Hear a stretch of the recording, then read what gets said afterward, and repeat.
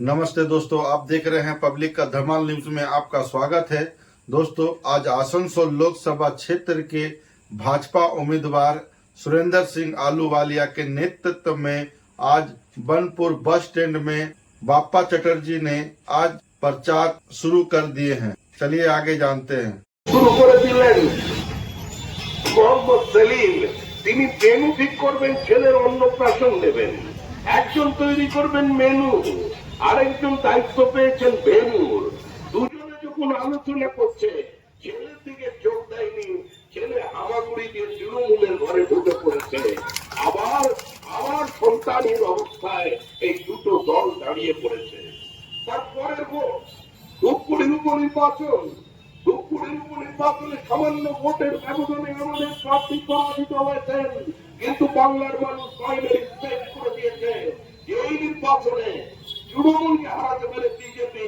আপনারা যদি মনে করেন যারা চাকরি চুরি করেছে, মানুষের জীবন যৌবনে প্রতিদ্বন্দ্বিতা নেই, এই নির্বাচনে কোন প্রতিদ্বন্দ্বিতা নেই, কারণ এই নির্বাচনের প্রতিপক্ষ নেই। দেখে ভোট সম্পর্কে সারা দেশে আর সর্বভারতীয় শুধু ভারতীয় নয়, সর্বভারতীয় তৃণমূল কংগ্রেস আর লোকসভা কটা আসন হচ্ছে, সারা দেশে লড়াই হচ্ছে। 542টা আসনে নির্বাচন হচ্ছে। 542টা আসনে এনডিএ লড়াই করছেন নেতা নরেন্দ্র মোদী, আর নরেন্দ্র মোদী দিয়েছেন 45। সেজন্য আমরা বলছি মেরে নেবে তোমারা क्या काम है। এই লড়াই তো তোমার সঙ্গে লড়াই হয়, আমি অসম লড়াই কি করে লড়বো? আচ্ছা দেখুন, আপনাদের এই যে সভাপতি আছে, এই যে বাপ্পা সভাপতি আছে, ও যদি আমাকে এখন ভালোবেসে হঠাৎ বাস্কেটবলের টিমে নামিয়ে দেয়, আমার পরিণতি কি হবে? আমি তো তলায় ঘুরতে থাকবো, আমি তো তলায় ঘুরতে থাকবো। এই যে মেয়েগুলোতে এই যে স্থায়ী, এই মেলায় নিয়ে গেলে, তাকে নিয়ে গেলে হারিয়ে যাবে, খুঁজেই পাওয়া যাবে না। আলুওয়ালিয়ার লোক দাঁড়িয়ে থাকে, ছোটদিনের মতো লোক দাঁড়িয়ে থাকে, তার তো কোমরের নিচ দিয়ে আমি চলে যাব। তাই আমারও কোনো ক্ষতি হয়নি। আর 542 উচ্চতার সঙ্গে যারা 45 লড়তে যাচ্ছেন, তাদের গলায় কি মালা লেগেছে? ওদের মামলা আমার হাতেরই মেহমান। আমি তো গোয়ার মেয়ে, আপনাদের কাছে এসেছি। আমি এখানে 1000 দিচ্ছি, ওখানে 5000 লক্ষ্মী ভান্ডার দিয়ে দেবো। আনন্দের আর সীমা নাই। তৃণমূলের ভোট চাই, তৃণমূলকে দাঁড় করিয়ে দিলেন ভোটে, মানুষ জমানোর বাজাপ্ত করে সরিয়ে দিল। আসলে চলে গেলেন বলে বাঙালিদের সঙ্গে বিশ্বাসঘাতকতা করেছে। কে বাঙালিদের সঙ্গে বিশ্বাসঘাতকতা করেছে? ওখানেও লড়াই করলো তৃণমূল, ওখানেও তৃণমূলের গল্প শেষ। মাঝখানে আবার সরকারি বাহাদে ধরে নিয়েছিলেন বিজেপি অফিসের সামনে। ওইখানে শুভেন্দু বেইমানি করেছে, বিশ্বাসঘাতকতা করেছে, নিজে গ্রেফতার করতে হবে। একেবারে মানুষের ছাড়ে দিয়েছে। বিজেপি যারা পূর্ণ রাজনৈতিক দল আছে, যারাই হোক তার বিরুদ্ধে, এই নীতিহীনতার বিরুদ্ধে লিখে দাঁড়িয়েছে। আজকে আমার বলে গেছে, বিভিন্ন দিকে ভোট করতে বলে ভোটটা ভোটের করুন বুঝে দেবে। বিজেপি চান, আপনি তো এখানেই ছিলেন, ঠিকই ছিলেন। মোটামুটি ভাবে ব্যালট পেপার খেয়ে পুলিশকে দলীয় স্বার্থে ব্যবহার করে পঞ্চায়েতের লুট, মিউনিসিপ্যালিটিতে লুট, কর্পোরেশনের লুট, বিধানসভায় হুমকি, লোকসভায় বিভ্রান্তি, এসব নিয়ে তো ছিলেন এখানে। আবার দিল্লি যাবার প্রয়োজন কেন হলো? আপনি আর লোক পেলেন না।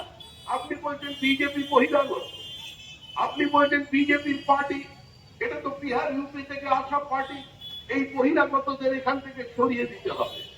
উনি হিন্দিবাসীদের বিরুদ্ধে যুদ্ধ ঘোষণা। অভিষেক বন্দ্যোপাধ্যায় বলছে এটা বিহারিদের পার্টি নয়। আপনি আমার নিযুক্ত করছেন ওই হিন্দিবাসীদের সৈনিক শুধুতে আমরা কলকাতার লোকের জল ধরতে দেব না। আপনারা কোন বিহার সমিতি নিয়ে এসছেন? তবে একসাথে অভিনন্দন জানাচ্ছি। উনি আমি ওনার সঙ্গে বেশ কিছুটা জীবনের সময় কাটিয়েছি। উনি আমাদের জন্য আগে ছিলেন। উনি আজকাল খান, সৈনিক অন্তত খান না। এদিক দিয়ে ঠিক আছে। আপনারা ওনাকে নিয়ে এসেছেন, একবার জিতিয়েছেন। ওনার শরীর স্বাস্থ্য খুব একটা ভালো নেই, উনি সুস্থ থাকুন, গরমে ওনার যাতে কষ্ট না হয়, আসানসোল বাসীরা ওনাকে দেখবেন।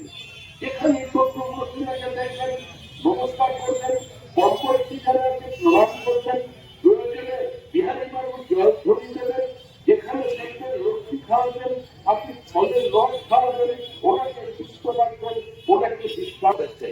যেটা দক্ষিণ 24 পরগনার প্রতিনিয়ত সংখ্যালঘুদের খুন করেছে, যাদের বিরুদ্ধে ভোট পরবর্তী হিংসায় 27 দিনের মধ্যে 56টি খুনের অভিযোগ আছে। আপনি শত্রুঘ্ন সিনহা পরিচ্ছন্ন ভাবমূর্তির মানুষ আপনি ছিলেন, কি প্রতিক্রমণ আপনার এই বয়সে এসে আপনি হাত ধরলেন তাও তৃণমূল কংগ্রেসে। আপনি যদি নির্দল প্রতিদ্বন্দ্বিতা করতেন তাও আপনার জীবন সায়ান্নে এসে আপনার মান মর্যাদা রক্ষা হতে পারত, কিন্তু আপনি কোথায় ঢুকলেন?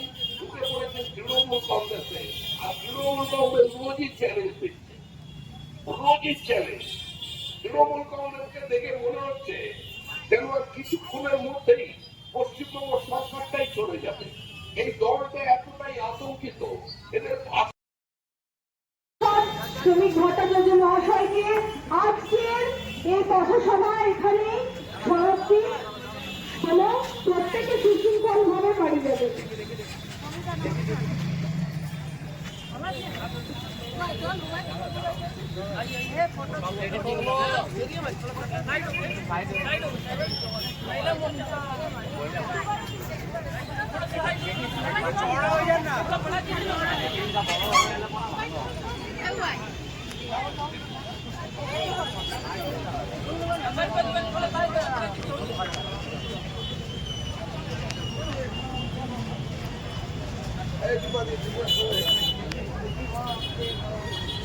ব্যাটিংটা বড় করলে সবার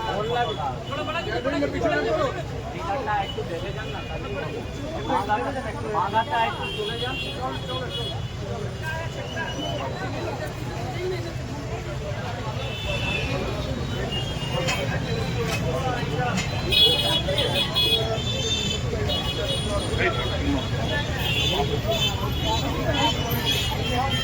আরে পাশাপাশি করুন আপনারা।